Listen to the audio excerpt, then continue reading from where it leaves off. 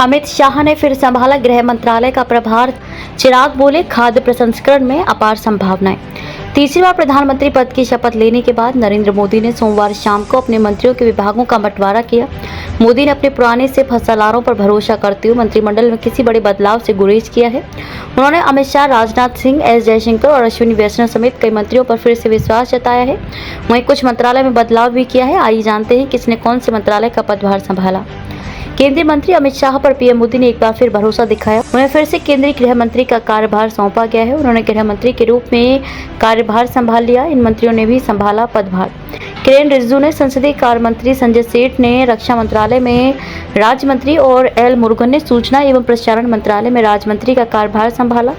वहीं केंद्रीय मंत्री सुरेश गोपी ने पर्यटन मंत्रालय के राज्य मंत्री का कार्यभार संभाला। साथ ही डॉक्टर जितेंद्र सिंह ने कार्मिक, लोक शिकायत और पेंशन मंत्रालय में राज्य मंत्री, केंद्रीय मंत्री हरदीप सिंह पुरी ने पेट्रोलियम और प्राकृतिक गैस मंत्री का पदभार संभाला। राजीव रंजन ललन सिंह ने पंचायती राज मंत्री और मत्स्य पालन, पशुपालन और डेयरी मंत्री के रूप में पदभार संभाला।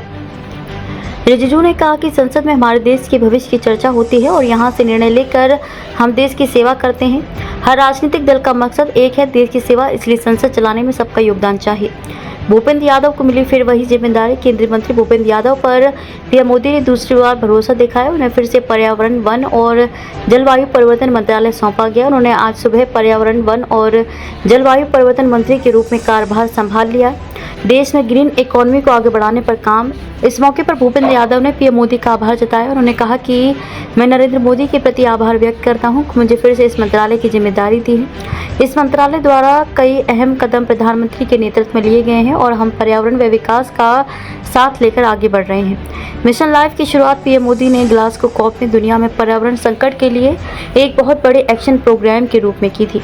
पीएम मोदी के एक पेड़ मां के नाम अभियान से हमारी पृथ्वी को हरा भरा रखने के लिए पूरी जिम्मेदारी के साथ किया जाना चाहिए। देश में जो ग्रीन इकोनॉमी है उसे आगे बढ़ाने का काम हो रहा है। इसके साथ ही हम कई महत्वपूर्ण काम आगे करेंगे।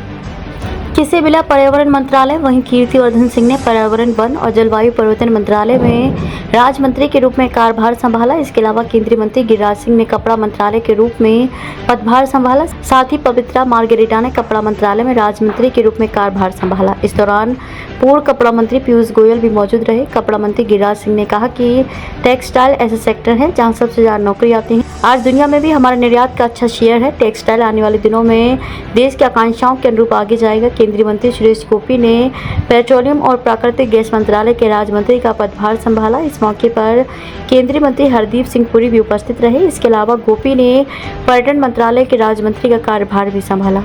केंद्रीय मंत्री सुरेश गोपी ने कहा कि यह मंत्रालय मेरे लिए नया है। मुझे इस मंत्रालय की उम्मीद नहीं थी, इसलिए ये एक बहुत बड़ी जिम्मेदारी है। मुझे निश्चित रूप से उन संभावनाओं पर गौर करना होगा जिस पर प्रधानमंत्री मुझसे आशा कर रहे हैं। बिहार से सांसद एवं लोक जनशक्ति पार्टी रामविलास के प्रमुख चिराग पासवान ने मंगलवार को खाद्य प्रसंस्करण उद्योग मंत्री का पदभार संभाल लिया। 42 वर्षीय पासवान ने अपने दिवंगत पिता रामविलास पासवान के असली राजनीतिक उत्तराधिकारी के रूप में अपनी स्थिति मजबूत कर ली है। उन्होंने खाद्य प्रसंस्करण क्षेत्र की विशाल संभावनाओं को उजागर करने को लेकर अपनी प्रतिबद्धता व्यक्त की।